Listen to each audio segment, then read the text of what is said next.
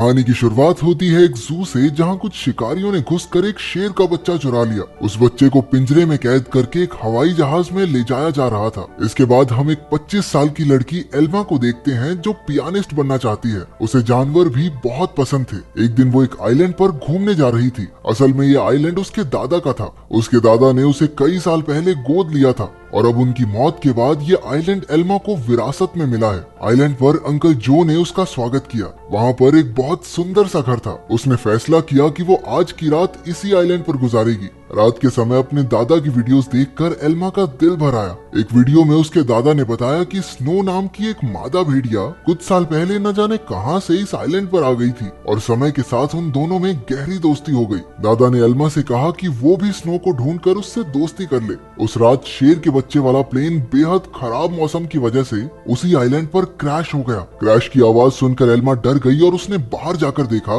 लेकिन वो आइलैंड बहुत बड़ा था तो उसे कुछ नहीं मिला। अगली सुबह चार्ल्स और एली नाम के दो नौजवान वहां आए। उन्होंने स्नो को कैद करने के लिए जाल बिछा दिया। असल में वो भेड़ियों के पार्क के मालिक थे और उसके लिए स्नो को पकड़कर ले जाना चाहते थे। कुछ देर बाद स्नो जाल में फंस गई, लेकिन अपनी सूझबूझ से चार्ल्स और एली के आने से पहले ही वो जाल काटकर भाग निकली। फिर वो तैरकर आइलैंड की दूसरी ओर जा पहुंची, जहां उसकी मुलाकात एल्मा से हुई। पहले तो एल्मा घबरा रही थी, लेकिन फिर उसने अपने दादा की बात याद की और स्नो को पुचकारने लगी। कुछ देर बाद एल्मा प्लेन क्रैश की जगह पर पहुंची। खुशकिस्मती से शेर के बच्चे को कोई चोट नहीं पहुंची थी। वो एक पक्षी के घोंसले में गिर गया था, लेकिन पक्षी ने उसे नीचे धक्का दे दिया और इसके बाद वो सीधा जाकर एल्मा की गोद में गिरा। एल्मा भी उसे अपने साथ घर ले आई। उसी वक्त स्नो भी अपने छोटे बच्चे के साथ घर में आ गई। घर में 3 प्यारे जानवर देखकर एल्मा बहुत खुश थी। उसने तुरंत अंकल जो को बुलाया, लेकिन उन्होंने एल्मा से कहा कि इन खतरनाक जानवरों को घर में रखना ठीक नहीं है, तुम्हें इन्हें जू वालों को दे देना चाहिए। अंकल ने ये भी बताया कि शेर के बच्चे को ढूंढते हुए जू के कर्मचारी वहाँ जरूर आएंगे, और हुआ भी बिल्कुल वैसा ही। अगले दिन एनिमल कंट्रोल वाले वहाँ पहुँच गए। वो जानती थी कि जू वाले कितने बेरहम होते हैं, इसलिए उसने फैसला किया कि वो उन्हें जानवरों के बारे में कुछ नहीं बताएगी। उसने झूठ कह दिया कि उसने किसी शेर के बच्चे को नहीं देखा। घर लौटकर उसने देखा कि स्नो अपने बच्चे के साथ साथ शेर के बच्चे को भी दूध पिला रही थी। उसे बेहद खुशी हुई क्योंकि अब स्नो दोनों बच्चों का ख्याल रख रही थी। जैसे जैसे दिन बीतते गए, दोनों बच्चों में दोस्ती बढ़ती रही। एल्मा ने भेड़िए के बच्चे का नाम जैक रखा और शेर के बच्चे का नाम ड्रीमर। उधर अंकल जो को चिंता थी कि ये जंगली जानवर एल्मा को कोई नुकसान न पहुंचा दे, लेकिन इसी तरह कुछ महीने गुजर गए और अब दोनों बच्चे थोड़े बड़े हो चुके थे। एल्मा उन्हें आइलैंड पर घुमाने ले जाती और अपने दादा की मनपसंद जगह पर उनके साथ खेलती भी थी। बदकिस्मती से एक दिन जब एल्मा पियानो के एक ऑडिशन के लिए गई थी, तो पीछे से वो भेड़िए के पार्क वाले आइलैंड पर घुस गए। इस बार वो स्नो को कैद करके अपने साथ ले ही गए। उधर एल्मा का सिलेक्शन भी हो गया और वो बेहद खुश थी, लेकिन जब वो घर लौटी तो उसके होश उड़ गए। उसके घर का सारा सामान बिखरा हुआ था क्योंकि दोनों बच्चे भूख की वजह से परेशान हो गए थे। एल्मा ने स्नो को ढूंढने के लिए पूरा आइलैंड छान मारा, लेकिन स्नो तो वहाँ थी ही नहीं। अब उसे ही बच्चों का पेट भरना था, इसलिए उसे ना चाहते हुए भी अपनी पियानिस्ट की नौकरी छोड़नी पड़ी। एक दिन अंकल जो फिर से वहाँ आए और खूंखार जानवरों को अब तक वहाँ देखकर गुस्से से भर गए। उसने एल्मा से उसी वक्त जानवरों को जू में भेजने को कहा, लेकिन एल्मा ने उन्हें समझाया कि उसके दादा की यही इच्छा थी कि वो जानवरों के साथ रहे, और फिर जू में न जाने इन मासूमों पर कितने अत्याचार होंगे। आखिरकार अंकल जो भी मान गए और एल्मा को गले से लगा लिया। अब उनका सारा समय जानवरों को खाना खिलाने और उनका पूरा ध्यान रखने में जाता था। एल्मा को जैक और ड्रीमर से बहुत प्यार था और बदले में जानवर भी उस पर जान छिड़कते थे। देखते ही देखते 1 साल गुजर गया और अब दोनों जानवर बड़े हो गए थे। अंकल जो शहर से उनके लिए मांस लाया करते थे, लेकिन उनके पास जाने में उन्हें डर लगता था। उन्होंने फिर से एल्मा को समझाया कि इनके साथ रहना खतरे से खाली नहीं है, लेकिन एल्मा किसी कीमत पर उन्हें छोड़ने को तैयार ही नहीं थी। एक दिन एक माँ बेटी कश्ती में आइलैंड के नजदीक आए। उन्हें देखकर जैक उनके पास जाने लगा। जैसे ही एल्मा ने ये सब देखा, वो जैक को रोकने के लिए भागी, लेकिन वो एक पत्थर से टकराकर नीचे गिर गई और उसके सर में चोट लगने की वजह से वो उसी वक्त बेहोश भी हो गई। वो माँ बेटी ये सब नहीं देख पाई और वापस कश्ती में चली गई। कुछ ही देर में जैक और ड्रीमर एल्मा के पास आए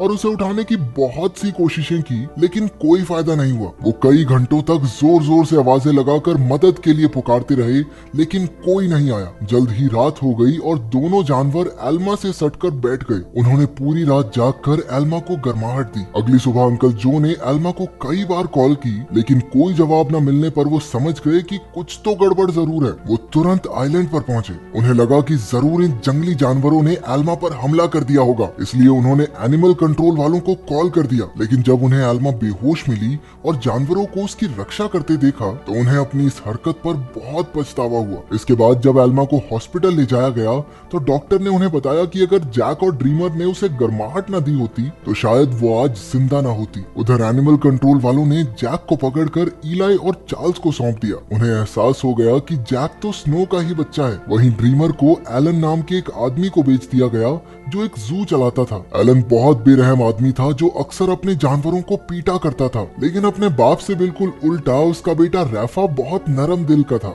जल्द ही उसकी दोस्ती ड्रीमर से हो गई, लेकिन कुछ ही दिनों में बेचारे ड्रीमर को कई नशीली दवाइयां देकर सर्कस में करतब करने के लिए मजबूर किया जाता। ड्रीमर ने अब तक की अपनी जिंदगी मजे से आइलैंड पर गुजारी थी, लेकिन इन बेरहम लोगों ने उस पर काफी बुरा असर डाला, इसलिए राफा अक्सर उसके पास उसे शांत करने जाया करता। उधर हॉस्पिटल में एल्मा ने होश में आते ही जैक और ड्रीमर के बारे में पूछा। अंकल जो ने भारी दिल के साथ उसे सब सच बता दिया। जैसे ही एल्मा हॉस्पिटल से बाहर आई वो सीधा एनिमल कंट्रोल के दफ्तर में पहुंची। उसे पता चला कि जैक को तो भेड़ियों के पार्क में भेज दिया है और ड्रीमर को उन्होंने एक सर्कस ग्रुप को दे दिया था। ये सुनते ही वो गुस्से से भर गई और ऑफिसर पर चिल्लाने लगी, लेकिन अंकल जो ने उसे शांत किया। कुछ समय बाद एल्मा ने एली को फोन करके जैक के बारे में पूछा। एली ने बताया कि जैक बहुत खुश है और यहाँ उसके कुछ दोस्त भी बन गए हैं। इससे एल्मा को थोड़ी तसल्ली मिली, लेकिन अब भी वो ड्रीमर के लिए बहुत परेशान थी। अगले कुछ हफ्तों तक वो शहर की हर एक सर्कस में गई और सबसे ड्रीमर के बारे में पूछताछ की, लेकिन कुछ हाथ नहीं लगा। उधर ड्रीमर की वजह से एलन की मोटी कमाई होने लगी थी। ड्रीमर जल्द ही स्टार लॉयन के नाम से मशहूर हो गया।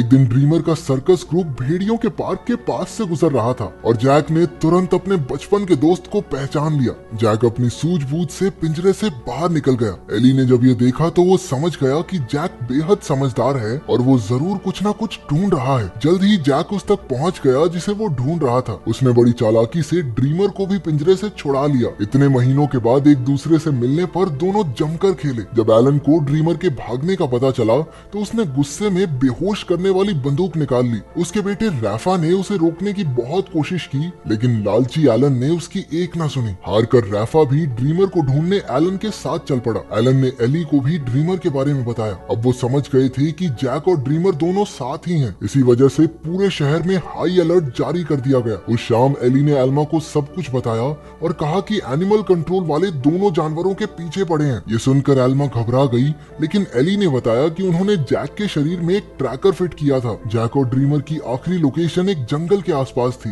अब एल्मा और एली ने मिलकर जानवरों को ढूंढने का फैसला किया। उधर दोनों जानवर शहर में खुलेआम घूम रहे थे, इसलिए पुलिस ने शूट एट साइट के ऑर्डर्स दे दिए। बाद में दोनों जानवर फिर से जंगल में पहुंच गए, जहां एलन और रफा ने उन्हें देख लिया। लालची एलन ने ड्रीमर पर अपनी ट्रैंकुलाइजर गन से हमला कर दिया, लेकिन उसी वक्त जैक बीच में आ गया और अपने दोस्त के बदले खुद गोली का शिकार हो गया। बेचारा जैक तो उसी वक्त बेहोश हो गया, जबकि ड्रीमर को वहां से भागने का मौका मिल गया। उसके भाग जाने के बाद रफा ने तुरंत जैक का ट्रैकर हटाकर उसे एक दवाई दे दी, जिससे बेहोशी की गोली का असर खत्म हो जाए। कुछ देर बाद बाप बेटा एक बार में पहुंचे और एली और एल्मा भी एक ट्रैकर के जरिए उन तक पहुंच गए। एलन ने उनसे कहा कि उसके पास कोई ट्रैकर वगैरह नहीं है और उन्हें बाहर भेज दिया, लेकिन समझदार रैफा ने बाथरूम का बहाना बनाकर एली और एल्मा को सब सच बता दिया। वो उन्हें जंगल में ले गया, जहां आखिरकार उन्हें ड्रीमर मिल गया। इसके बाद ड्रीमर उन्हें एक झोपड़ी में ले गया, जहां जैक आराम कर रहा था। खुशकिस्मती से उसे सही टाइम पर होश आ गया था, लेकिन तभी उन्हें पुलिस के आने का शक हुआ तो एल्मा ने दोनों जानवरों को खुफिया रास्ते से भगा दिया। अब आइलैंड तक पहुंचने के लिए उन्हें सिर्फ एक नदी पार करनी थी। पुलिस से बचने का एक यही रास्ता था,